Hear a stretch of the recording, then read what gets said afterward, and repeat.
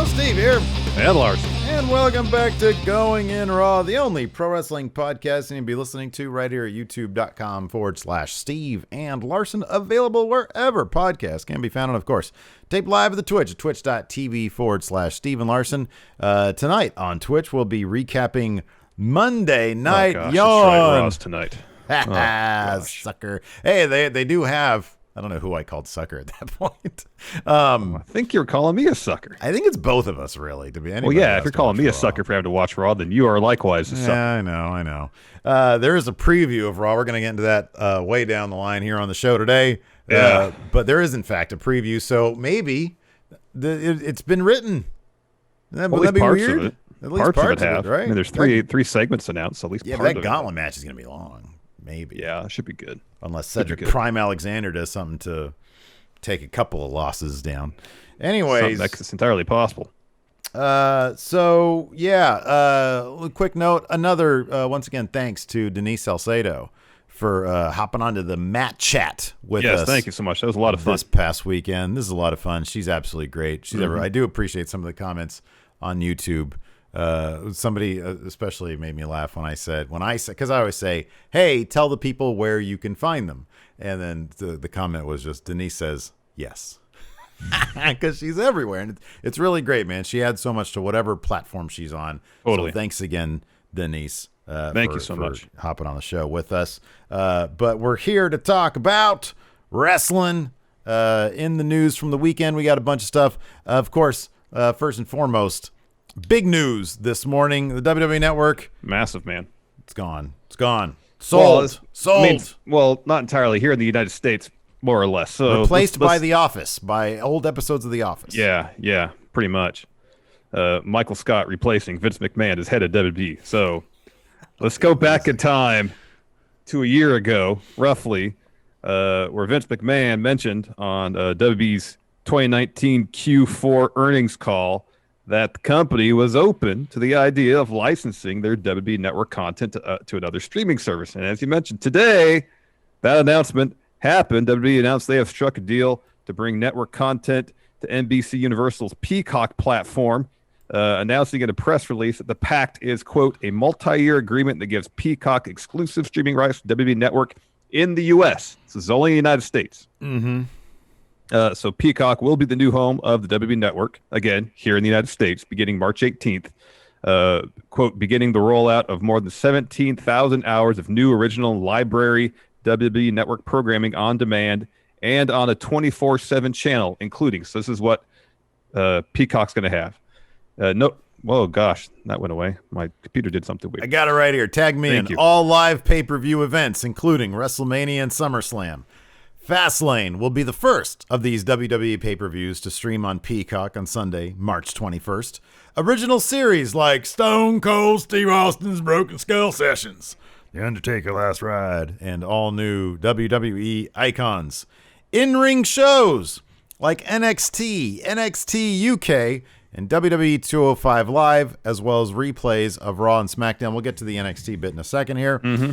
WWE Network archives, including every WWE, WCW, and ECW pay-per-view event in history. That's actually not true. There's some ECW events that they didn't air those ones. Groundbreaking documentaries, including WWE 24, wait a second, WCW. What about the WCW Korea invasion one? That was never aired. I don't think that's on the network, no.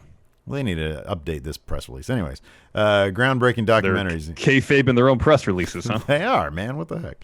Including WWE 24, WWE Untold, and WWE 365. And starting in 2022, one signature documentary annually. One just amazing. So maybe something like The Last Ride, perhaps, Maybe something like they used to do for the DVD releases. Remember those? That could be. That could be. Go ahead. Yeah, so the press release also states that the companies will share details on managing customer accounts closer to the Peacock launch in March. WWE Network, including all pay-per-views, will be available on Peacock Premium for $4.99 a month, a $5 a month savings where members will enjoy access to the entire WWE and Peacock catalog, more than 47,000 hours of premium programming for an ad-free experience. Peacock Premium Plus will be available for $9.99. So yeah. So my understanding is that they're going to essentially migrate your WWE Network account over to Peacock. That's my understanding at the $4.99 level. And if you want to upgrade to an ad-free experience, you got to drop an extra $5, which would be the same that you're paying now for your network subscription. Right. Yeah. So the Wall Street Journal is reporting that while terms of the deal were not announced, quote, a person familiar with the deal said it runs 5 years and is valued at more than $1 billion. Wow. That's a lot of money. That's a ton of money. That's a lot of money. So they got $200 million a year. They got what billion-dollar deals with they got $2 billion deals now with NBC Universal, one for Raw, now pay-per-view or network stuff, and another one with Fox. Yeah. No surprise then, WWE announced today that they expect record report of income for 2020 with operating income of $209 million and operating income before depreciation and amortization of $286 million. That latter number up 60% from last year. And the company expects 2021, guess what, be even more lucrative, issuing a adjusted OIBDA guidance range of $270 to $305 million. It's kind of interesting that it didn't really like pop their stock price at all. It was, I mean, as of the 19th, it was at $52. The 21st, it was at $52.60. To the 22nd, it was at $55. Right now, it's at $53.54. So it actually tanked their stock. No, slightly. You lost it. You lost $1.50. Yeah, exactly. I have $1 billion deal. So before we get into like the grand scheme of things, let's talk NXT in here because it's mentioned in that press release. So Wrestling Inc. Had some clarification on the nature of NXT because based on this inclusion in the press release, you know, you can make the assumption based on how it was worded that maybe NXT is going to move over to Peacock. This is what Wrestling Inc. has to say. Quote, the weekly NXT show will continue to premiere on Wednesday nights via the USA Network. Also, the same episode will continue to air on the W Network via replay the next day, as it has for some time now. They continue, it's been speculated that NXT could be changing nights on the USA Network to NBC Sports Network, shutting down the need for a new home of NHL's Wednesday night hockey program. And the fact that NXT's TV contract set to expire this October. However, there's no immediate change to the weekly NXT schedule due to the new Peacock deal. Not to say that can't change in October, of course. NBC Sports Network isn't shutting down till the end of the year. So come 2020, you know, I guess there's three options. Either you keep NXT Wednesday nights, you move to Peacock. You keep NXT on USA, move it to a different night, probably Tuesday. Or you keep NXT on USA Wednesday nights, and then Wednesday night hockey moves to another channel. Yeah. I get the feeling the days of, and I don't know which of these are going to play out. I just get the feeling that last one is not going to be the thing that happens. Oh, yeah, I don't know. Maybe they'll move the Wednesday night hockey to Peacock. I don't know. No, I'm saying that I think that NXT is going to be gone from Wednesdays. Yeah. Coming up in like October or whatever. I just get that feeling. Come on, man. Like you got this thing, you're paying $30 million for it. They're making you look like a fool every week. AEW is. Yeah. So either change nights or make it part of Peacock premium program. The Peacock family. Now, I guess we could talk, or speculate, I guess, on the hows and whys of all this. You know, as we mentioned earlier, this is something that's been apparently in discussion for at least roughly a year now. And it seems to be part of the genesis of the split between their what were their names? The vice presidents that left. Oh, yeah. There seemed to be a philosophical difference on how they treated their OTT, their streaming service. You know, do they keep it in-house? Do they shop it out somewhere? Who knows if this sort of element played into that, if them leaving cleared the way for something like this. And also, I'm also guessing, too, if the WWE Network had been the financial boon they probably hoped it would be when it would launch, this would be kind of a moot point. You know, I think at the end of the day, they were probably expecting more revenue coming in from the network. Speculation, of course. Well, and I mean, you could do some especially math since hold on, let me get this thought out real quick.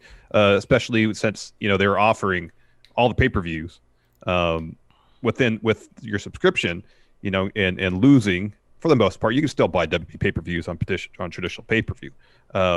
Losing that particular revenue stream, more or less, substituting with this, I don't know what the math is on how that balanced out, if it did.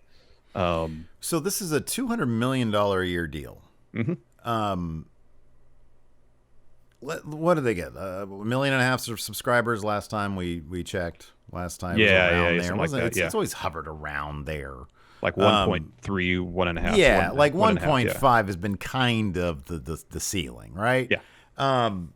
It's been a while. Did they stop? They have a free version of it, but they stopped doing the free trial stuff. I think. Yeah. So let's say they have 1.5 million subscribers paying $10 a month. That's what $15 million a month times 10 is 150. Well, 12. It'd be 12. Yeah. Times 12. 150 plus. Would be about 180 million. Is that right? Yeah. So, I mean, this is more than that. A. It is, and but B, also I'm assuming that 1.5 million subscriber number is worldwide. So it's not like you subtract the full 1.5 million. Yeah, that's a good point. From this 200 million they're getting, because I don't know what percentage. I would imagine the largest percentage of subscribers are here in the States, but without knowing the exact number of subscribers who are international. Yeah. I mean, it's going to be a net gain for them regardless. But. And it's guaranteed. Like it's it's like they don't have to worry about we're going to dip down to 1 million subscribers and lose all this revenue. It's like guaranteed money. So the question is, how many people are they going to release now that they have $1 billion more? Because generally, for every $1 billion they get, they end up releasing a ton of people. Yeah, I know. I guess from the Peacock side of things, I kind of we've seen some other streaming services.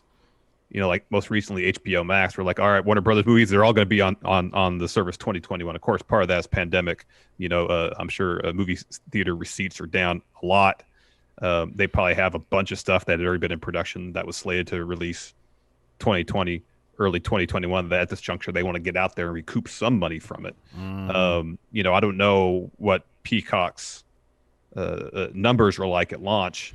I'm sure for NBC Universal, this is, from their perspective, sweetening the deal for a potential Peacock subscription, because not only get WWE, you got like basically, The Office.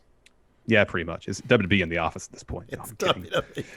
WWE. A bunch of NBC shows. Probably get old Night Court. That's true.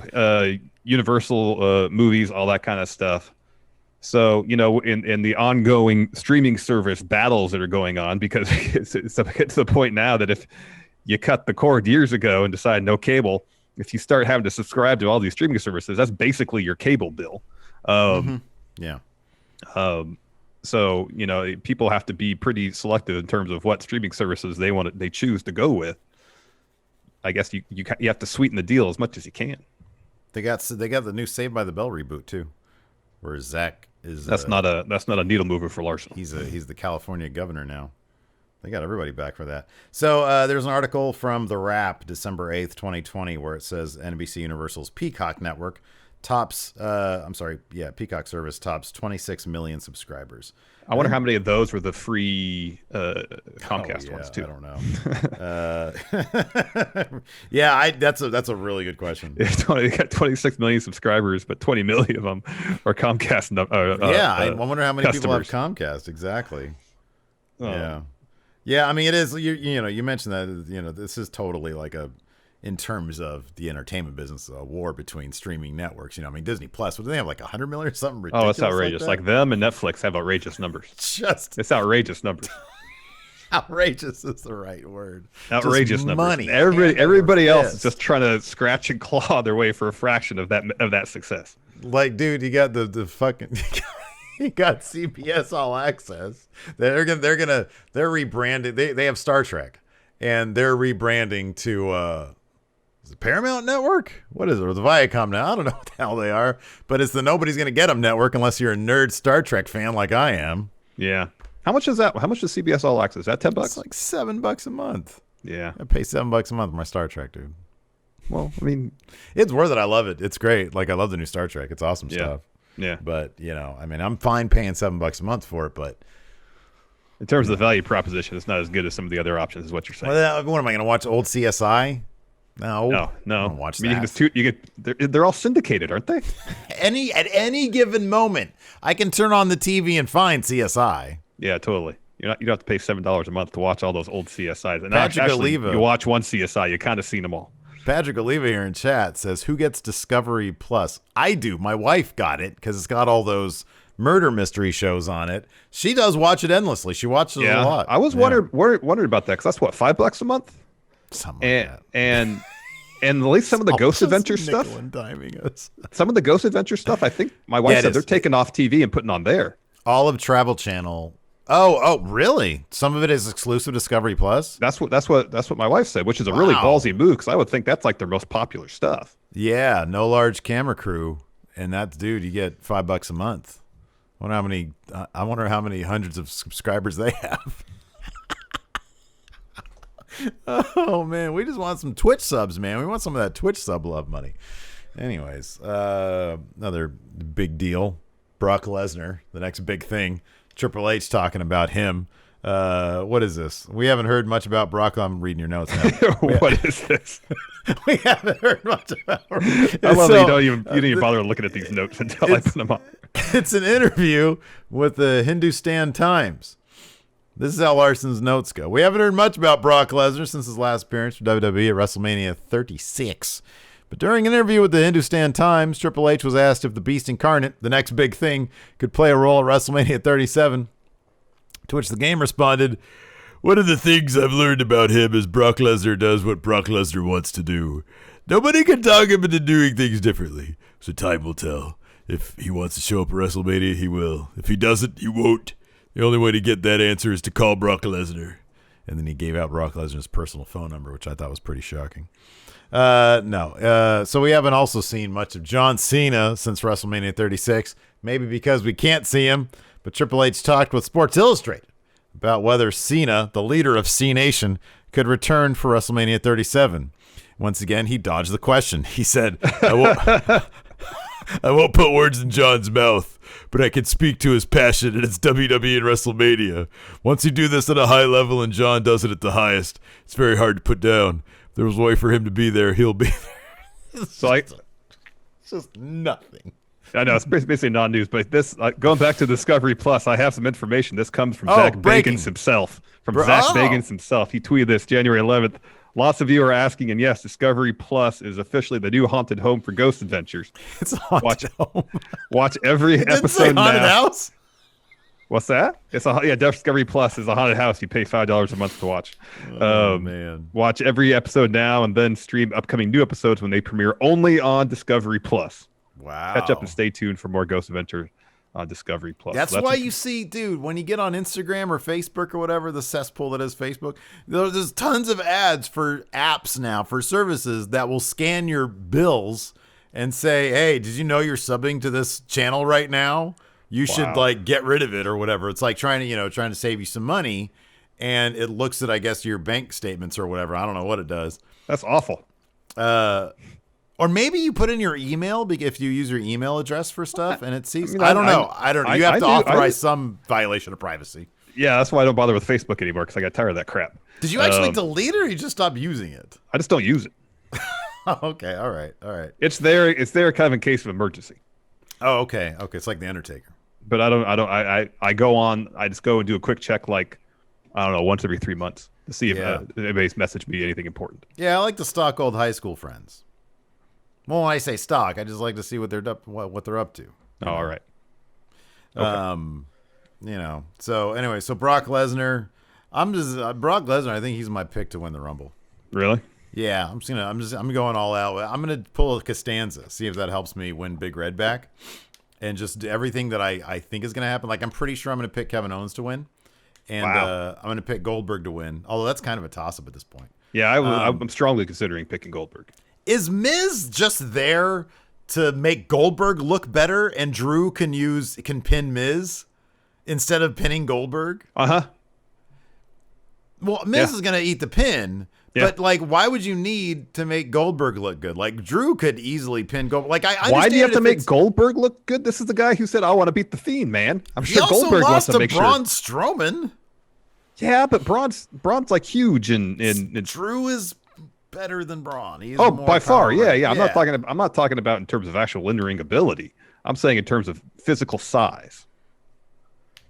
Anyways, we'll talk about that when we get to the predictions. Yeah, exactly. Did you watch the latest Road to New Beginning show? I did, absolutely. I got a All whole right, good. recap right here. I'm glad Good. I you put it in the asked. news. Did you watch saw Being the that. Elite? Because I did. No, it said you watched it, and so I started to watch it. I watched the opening part where Gallows the best and part. Anderson they were just That's the best trying to part. make the Young Bucks laugh. It was hilarious. I mean, With I a green swear- screen for some reason. Yeah, with the green screen. And you're like, Gallows wanted to kill him. I want to dunk him in the Mississippi. That was pretty funny stuff. New Japan Road to New Beginning. So let's see here. We did have on night 5, Road 2, new IWGP Junior Tag Champions Bullet Club, LP and Ishimori. Oh, that's a took good them team. off Kanemaru and Desperado. In a wildly, you know how like these days, like a lot of Bullet Club matches are wildly overbooked messes, and Suzuki Gun historically overbooked messes. It's just there was at least 3. There were 3 refs involved in the finish. Wow. Because Red Shoes and then Red Shoes' backup, and then even Red Shoes' backup's backup, all took bumps. Wow. There were 3 title shots to the head spots. There was one Eddie Guerrero spot where somebody like laid down and threw the title to, I think it was Kanemaru, laid down and threw the title at LP to make it look like he had just hit him. There was, and of course, the biggest story, I'll be honest with you, in the entire Road to New Beginning series has been what's in LP's boot. And so, of course, he ended up winning, if I'm not mistaken, with the loaded boot. I'm trying to remember now how that finish was such a mess. I'm trying to remember how it actually went down, and for the life of me, I can't. It was such an You got confused by all the false finishes, huh? I did. I wish I wrote it down. I watched it while I was on the treadmill today. But no, I was focused more on what happened afterwards. Afterwards, there was a press conference where LP revealed what was in. He took off his wrestling shoe and revealed what was in it, and he revealed that he's just wearing a red sock, and he said that was responsible, but the whole time he's like very carefully cradling his boot and like putting it aside, and you just hear Kevin Kelly screaming, "No, come on, we don't want to see the sock, we want to see what's in the boot." And we did still not been revealed. That's pretty funny. What's in the boot, but it got them those titles back. So yeah. Flat says Steve loves a loaded boot more than he dislikes Cross. That might be true. LP's my new favorite thing. He's hilarious. They did some devastating back rake spots. Oh yeah. Devastating back rakes, Wow. man. Wow. Those guys are great. So also on night 5, there was a big tag match between Tenzin and Kojima against the United Empire. Today. But they sort of just went off with chairs. They decided they're going to be grumpy old men, so they took the DQ loss and just started annihilating because they got these singles matches coming up. So here's the rest of the schedule and that's honestly kind of all that happened on this batch of Road 2s. Well, I heard the main event, the 6-man tag match last night was really good. Yeah, Ibushi, I'm sure Tanahashi and Sho. Tanahashi picked up the win, I think, on that one. I think it's what Sonata, Takagi, and Takahashi. Oh, never mind. I don't know who took the pin there. I think that went to a 30-minute draw. Oh, did it? Okay. All right. Yeah, I didn't watch it. It was last night? Yeah.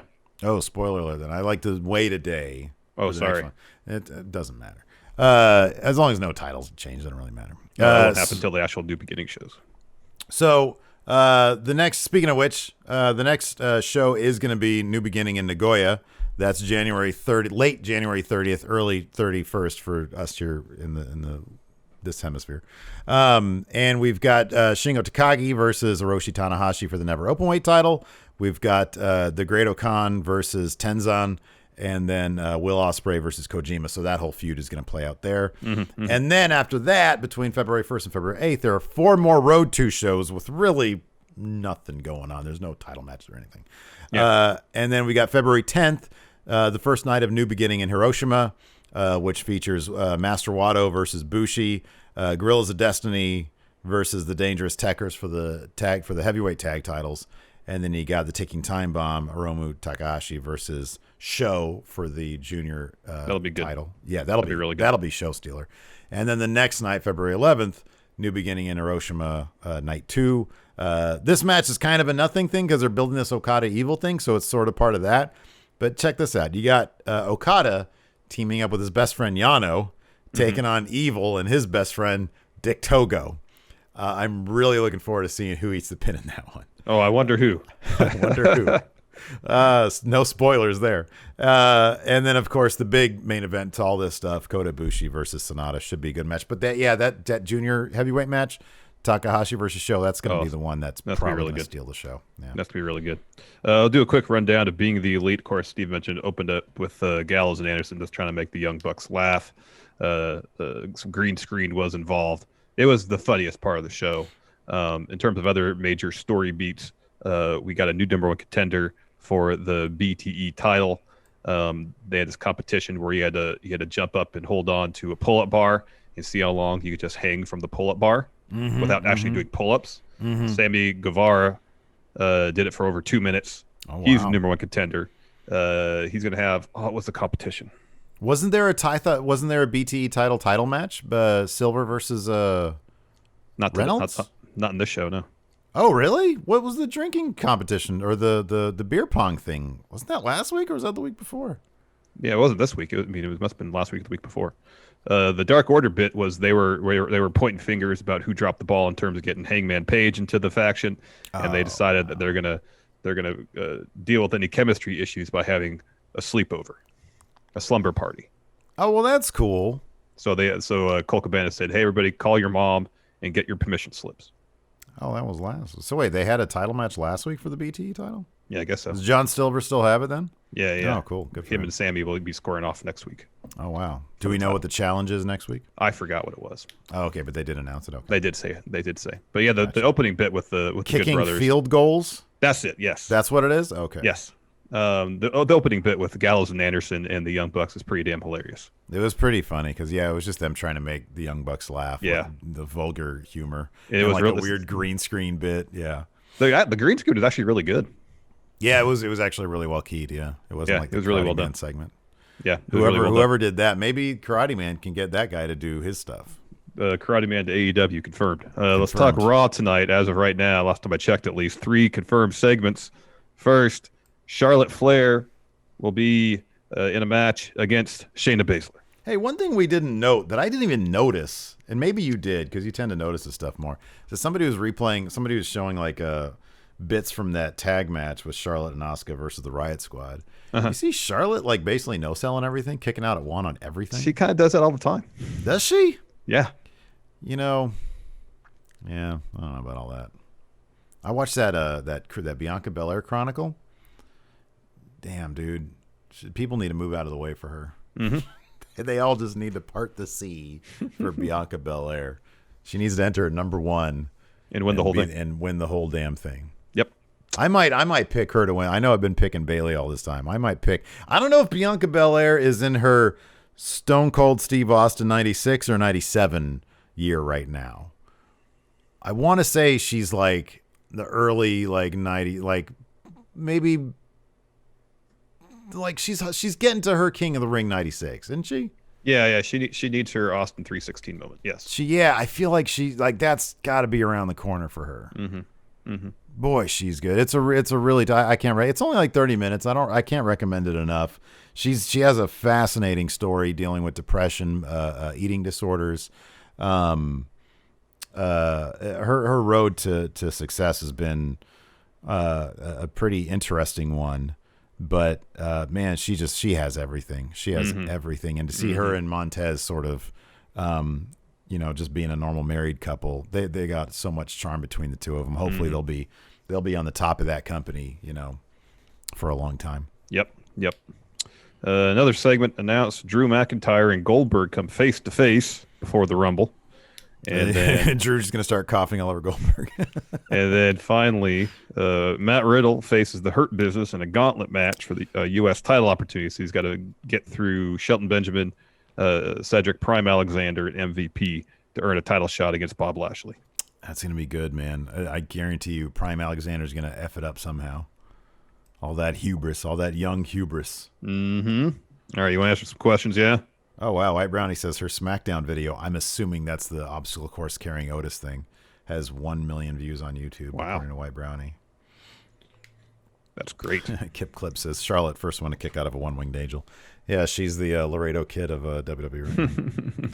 Yeah, man, let's answer some questions. We got a question thread here every Monday on the twitter.com, or I'm sorry, just at Real Going In Raw, rather. I mean, you can do the twitter.com thing if you can do Twitter. You're a desktop. / Patrick Sparks, we'll kick things off. What would be the most interesting storyline where Miz successfully cashes in, besides make him not a bumbling fool? What booking does he need to be taken seriously and a believable champion? Well, he can't be a bumbling fool. Yeah. He and Morrison can't barely win handicap matches, you know? Yeah, true. So the most interesting storyline where Miz successfully cashes in, I don't know if it exists. Not in, you only have 5 more months, maybe less than that, because last time it was like in May, wasn't it? Yeah, usually it's somewhere between May and July is where Money in the Bank happens. Yeah. So you don't have a lot of time. He needs to start from scratch. He needs to figure out, we have to see him figure out how to not be a bumbling fool. We have to see that road, that progression. He has to stop and say, you know what?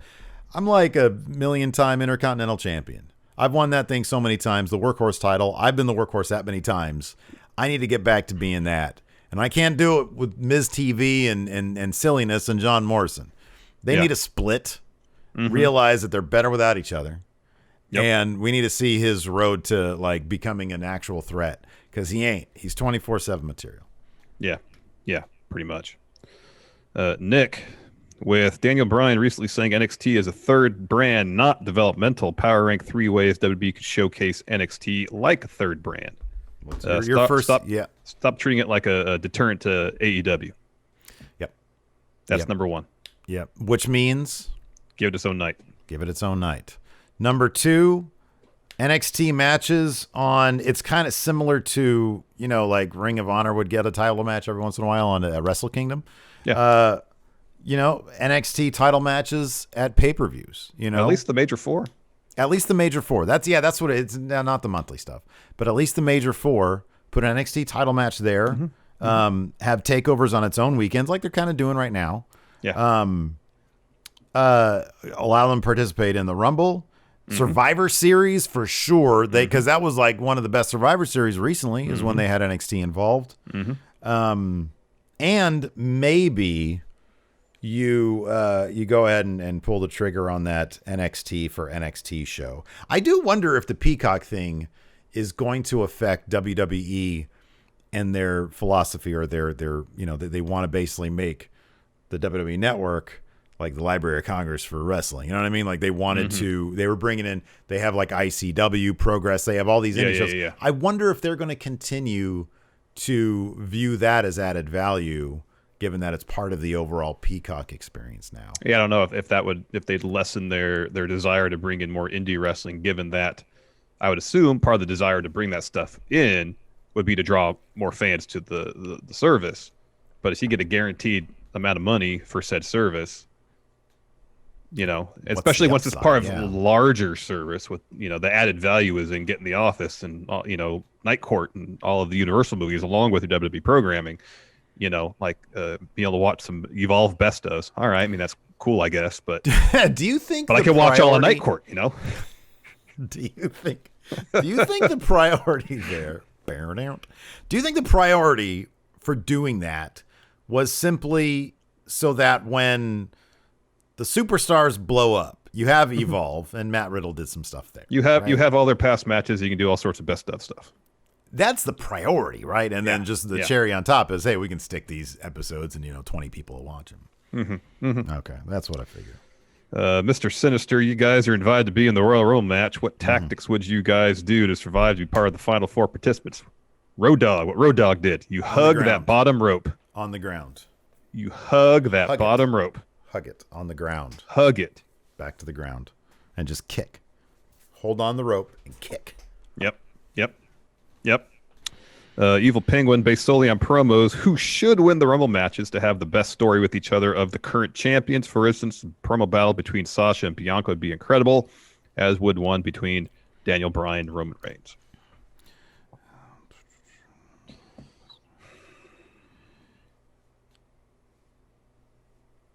I agree with the Sasha and Bianca one. That'd be really good. But yeah, I'm like you. I mean, part of me's thinking Bianca's going to win.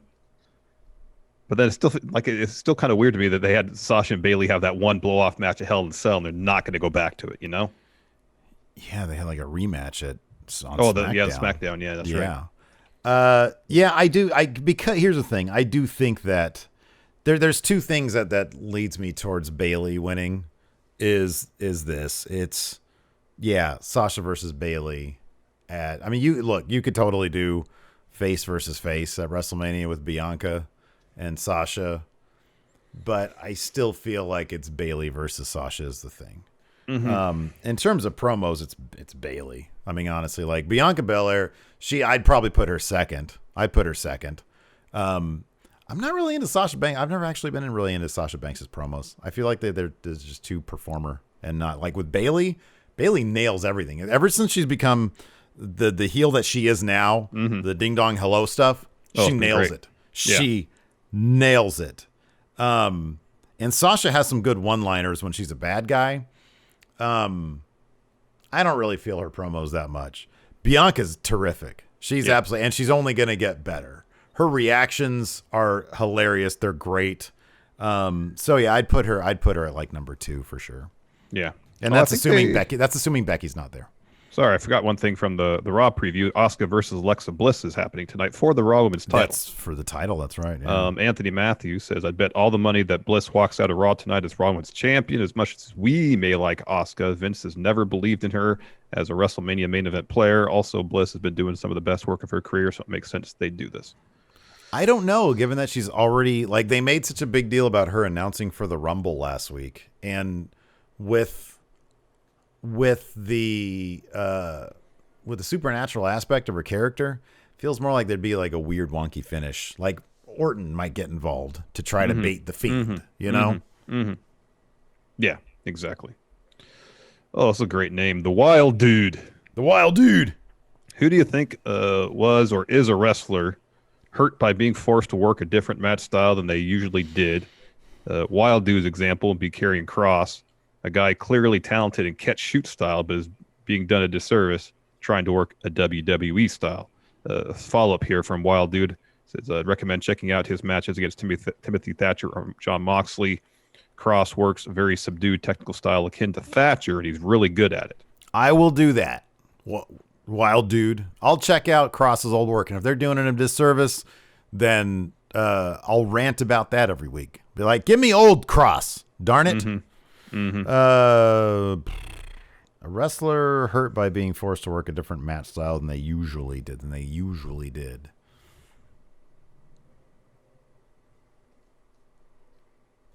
I can't think of a specific example now, but I feel like there is a situation where there's someone who is really good on the independent scene, doing all sorts of great high-flying stuff. They got WWE, and you're like, don't. Oh, Sami Zayn's still a really good wrestler. He doesn't do the turnbuckle brainbusters anymore. It's horrifying. Kevin Steen isn't allowed to do package pile drivers anymore. Yeah. I want to see those things. Yeah. I'll say this. I'll go back. He mentions this name, but he doesn't mention it in the context of his question, Jon Moxley. I'd rather see him do hardcore stuff in WWE. I'd rather see him do deathmatch stuff. I mean, if, other than the boring WWE style of working. I mean, his best stuff in AEW has been matches where there's like blood involved. Yeah. Mr. Biff Top Johnny, hard to believe AJ Styles signed with WWE only 5 years ago. What is your favorite AJ match, promo, and moment from his time in WWE? Follow-up question, how many more years will he continue to wrestle in WWE? I think he said this contract he just signed is going to be his last deal, as a full-time wrestler at least. Favorite AJ match still is him and Cena, SummerSlam. Is that 2016? 2016, yeah. Yeah, that was terrific. That was absolutely Man, that was terrific. Good. That's probably one of the best matches I've ever seen live in person. Favorite promo? I don't know if you can consider it a promo, but like all of the talky stuff that he did with the Boneyard match. I mean, that wasn't like a real match. It was a scene basically. It was a fight scene. And there was so much talky stuff going on that I really just love from AJ. I'm like, man, this guy fit in perfectly on. Yeah, he was chewing up scenery in that. Like that Sons of Anarchy or whatever on Suits. Oh, wow. This is a great question from Alex Foster. Larson, who would Steve root for? So it's Dominic Mysterio versus Karrion Kross Wow. versus Yoshihashi. I feel like you'd root for Yoshihashi to get the upset. Yeah. Oh, I totally would. I have such a fondness in my heart for Yoshihashi, in that he's so like, dude, when he came, God damn, when he ran down that time and all, like, I so felt Cracked for his him. head, yeah. Cracked his head. Like, on one hand, it's kind of funny because it's just anytime it's a pratfall, but he came up with just like, it adds to the absurdity with just how much blood there was. Like, dude, go to the back. It's something he had to do, man. He's being a professional. Trey Thomas, will Peacock cancel the WWE Network if WWE caused people to cancel this app? This is a great question. So Dang MQ it was Dang MQ, wasn't it? I think so. Had the same question, kind of. It was, so what are people going to do now? How are they going to rage quit? Sorry, Dang MQ was, will people cancel Peacock when WWE does something stupid? Yeah. That question was asked on our Twitch.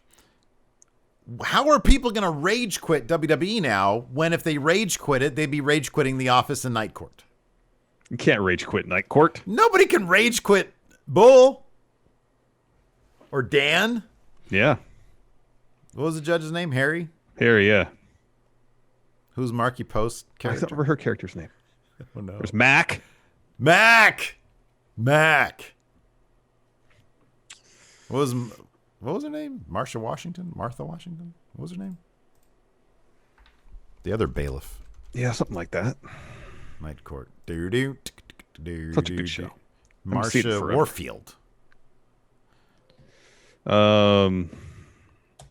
Oops. Probably just be people yelling into the void via social media. That's probably all it's going to be. Christine was Marky Post. Ah, that's right. Dan Fielding. Yeah. It's John Larroquette. Hey, so Richard Mull was Bull Shannon. Uh-huh. Do you know his first name?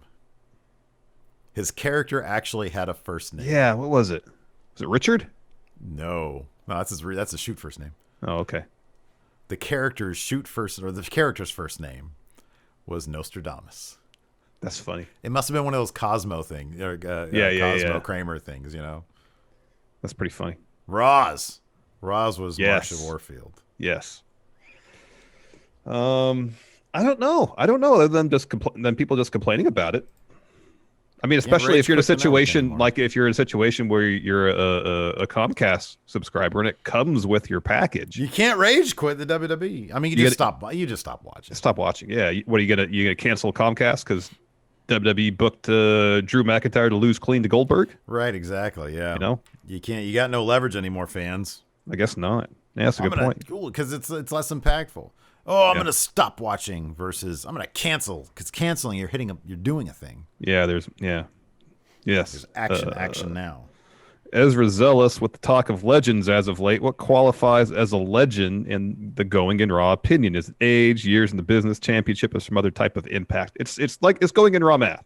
I think if you're above a certain score in Going in Raw math, like if you're 7+, I feel like you're a legend. Okay, but to get there, I think there is no, you're right. You're on the right path. There is a specific category in Going in Raw math where if you get a certain number, or if you even have a number assigned that is above a certain number, and that is, of course, legacy. If your legacy, can be determined and it's above a 6 or a 7. No, I kind of feel like legacy has to be above 8 to be considered a true legend. Randy Orton's legacy. Randy Orton's a legend, but he's still in the business. Yeah. He's a legend. Yeah. Right? His legacy is going to be an 8 or above. Yeah. Yeah. For sure. Yeah. You can't consider Drew McIntyre a legend. I consider Shinsuke Nakamura an IWGP legend. Yeah. Right. Yeah. AJ Styles, I'd consider him a legend. Yeah. Yeah. Yeah. His legacy. Yeah, it's too early. It's too early for Drew, but yeah, everything else you're right. Yeah. Greg Morris, with ratings down this much, could Goldberg still win and hold the title until Mania? That'd be over 2 months without the champion on TV. Yeah, totally. The road to WrestleMania, for the most part, kind of sells itself. I think usually ratings go up post-Rumble, in between Rumble and Mania anyways. Yeah, the road to Mania, usually they go up, so. Yeah, they go up. So, yeah, they could do it. Because I'm thinking, like, when I'm thinking of the prediction stuff, I feel like Raw's number one contender for Mania is more likely to be decided at Elimination Chamber because there are a bunch of moving pieces. Who wouldn't want to see Keith Lee, Sheamus? Drew McIntyre now. I mean, if Goldberg wins, Drew, Sheamus, Keith Lee, all in the Elimination Chamber. The Miz maybe is in there because he's going to be the Money in the Bank guy. Mm-hmm. And then I feel like that's going to be the Elimination Chamber number one contender match right there. And then whoever wins. Night Court isn't actually streaming anywhere. No, it's not on Peacock? I'm canceling Comcast. See, there we go. This is as of at least December. I love this question here from Cody West on the Twitter. His question is simply, how about the WWE Network rights for the U.S. being sold? Well, that's our thumbnail, man. Come on, Cody. Sean Lathrop theory: if each faction in AEW had a female member, they'd get more TV time. Assign a woman to each faction in AEW. All right. The example here is Chris Statlander joining Jurassic Express. That was exactly what I was going to say. That'd be Great good. example. Great example. Inner Circle.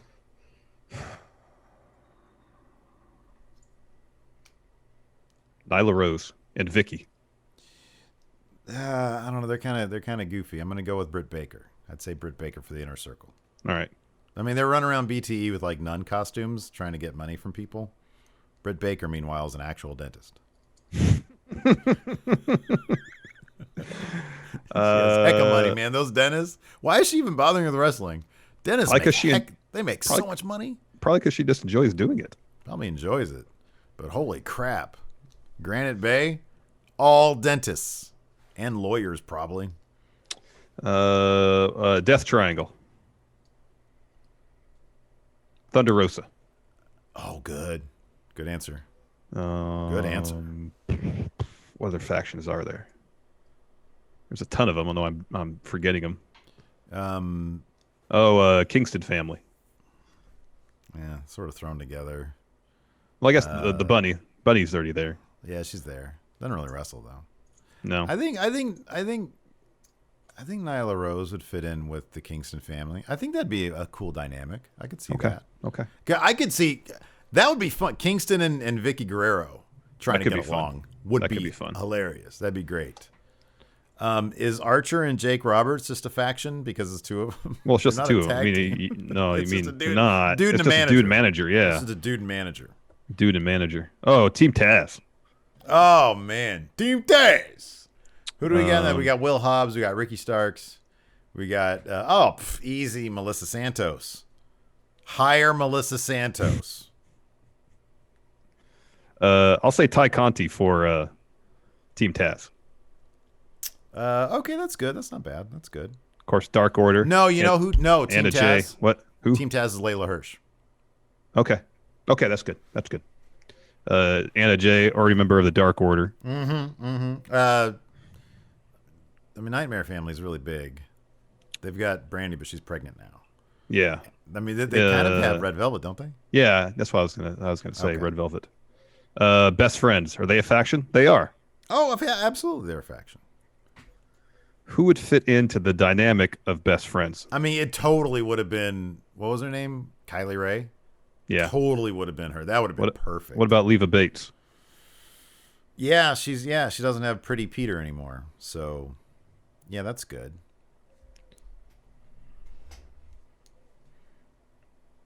What about Kip and Miro? I know Penelope's already part of their faction. Lana. Okay. Well, it'd be CJ. Yeah, CJ. And then Hardy Party. Oh, yeah. Somebody who's into, like, money and partying.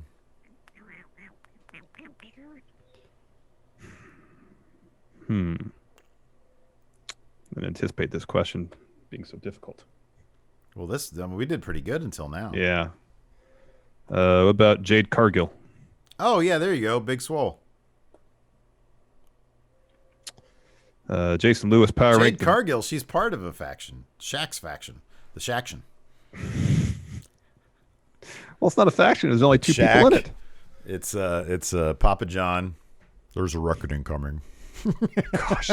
That guy said, what was that all about? How many days in a row did he eat a pizza? Yeah. I've had 40 pizzas in 2 weeks. The fuck? Really? Is that why he was so sweaty all the time? Bro. Yeah, I'd be jealous. Look, I'll be honest with you. That sounds amazing. Yeah, I wish I could live that life. 40 pizzas in 2 weeks? Yeah. Are you kidding me? 4 pizzas. What's the math on that? 14 days? 4 pizzas a day? Like 3 3 and a half? pizzas a day. Yeah, 3 pizzas a day. Oh, I'm 2 there. 3/4 pizzas a day. That might actually put me off pizza for life. I think so. Jason Lewis, Power Rank, the video games Undertaker does not want you to know that he plays. Words with Friends. Animal Crossing. Animal Crossing. Oh, shit. I forgot about this. Oh, yeah. Let's do mail. This is from the Queen of the Ring. Oh, that's Alex. awesome. Oh. Yeah. Is that what I think it is? I think it's my stickers. Yeah. That's awesome. Let's see here. I once again woke up. I was very excited. I'm so excited to wake up on Sunday mornings, man. This week, Church of Joshi had Suri. Well, I didn't know anything about that particular wrestler on the Joshi scene, but there was a bunch of really fantastic matches. That's I had cool. my coffee. I had my Church of Joshi on this screen, and then on this screen over here, I was playing Call of Duty. It was great. So look, there's one for you, one for me. Awesome. What do you prefer, gold or silver? You know me. I like gold. You love gold. All right, gold. so I will stash that for you. It's good because I like silver. I think gold is kind of gaudy. And then there's a little envelope here, translucent. Ooh. I know, it's very pretty packaging. But yeah, check out Church of Joshi at twitch.tv/Kaylavision. Yes. Ah, perfect. She says, "Thanks for supporting us. You're the best." No, you guys are the best. I just look, man. I try to push them as much as I can because I just like what they do. Yep. Look at all these. Oh, Look at so these cool. holographic stickers. Awesome. I'm putting this. Let's see here. This one points to you guys. So bang, Slap one of them on there. I'm gonna do that. Why don't you ask a question? Thank you so much. Thank you so much. much. Kip with WB Network in the news. If you were WB and for whatever reason you could only purchase one tape library, which do you choose? Oh, this is easy. Ooh, TNA question. or Impact, Ring of Honor, or New Japan? It's New Japan. I'll be honest, dude. I'd purchase TNA. Yeah. I'd purchase TNA. You know why? Because it's so weird. And I'm There's sure a lot of weird. New Japan probably has its fair share of weird. And you're probably smart for getting New Japan. But dude, all those amazing Impact moments from the past, TNA moments from the past that we're privy to, seemingly the same ones every week. Steiner Math, the old fairgrounds with the what was that dude's name? Was it Lodi? Lodi like was an- a sign guy from WCW. Okay, so there's that one match where they have at the fairgrounds they always show, Yeah. and it's Jerry Lynn, Yeah, and Styles is in there. and there's that other guy who looks like Stunning Steve Austin. Yeah, he does. Oh, Low Key. No, not Low Key. Kiwi. okay. It was yeah, Kiwi. Yeah. That's a good question. Panda Police Club. Who do you think is a candidate for the major breakout star of 2021? I know there's an obvious answer to this.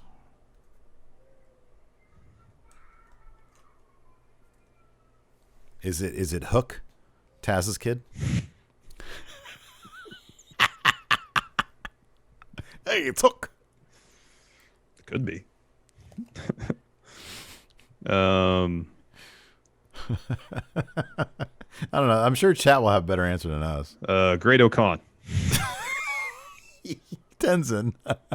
Tenzin is the breakout star. Yeah, finally get that never open weight title he's never had. It's LP's boot. There you go. LP's boot is my breakout star. LP's red sock. The Reds. He said, "Look at this, red sock." Kevin Kelly was so pissed. No, what's in the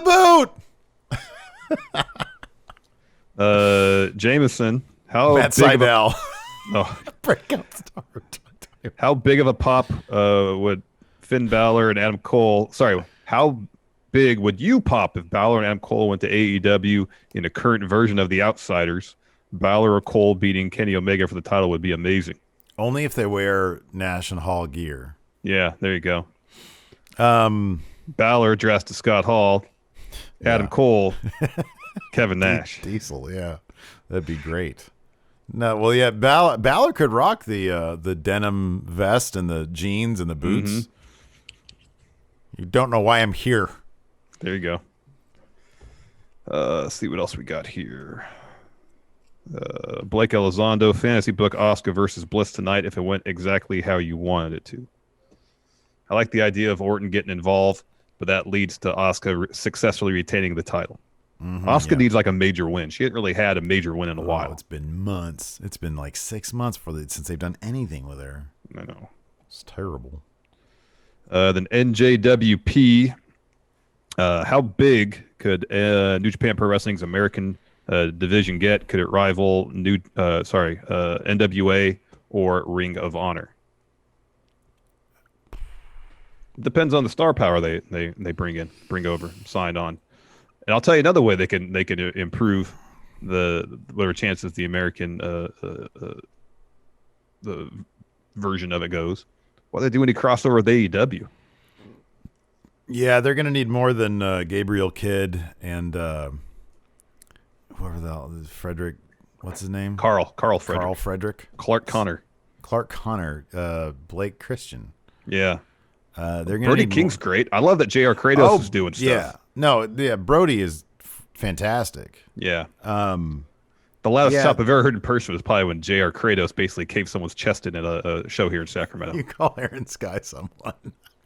Well, sorry. I mean, I know Aaron Sky. He's been wrestling around here, but if I say on the show, Aaron Sky, I'm just guessing a lot of people basically know who he is. just said my favorite chop was when JR Kratos was in singles action.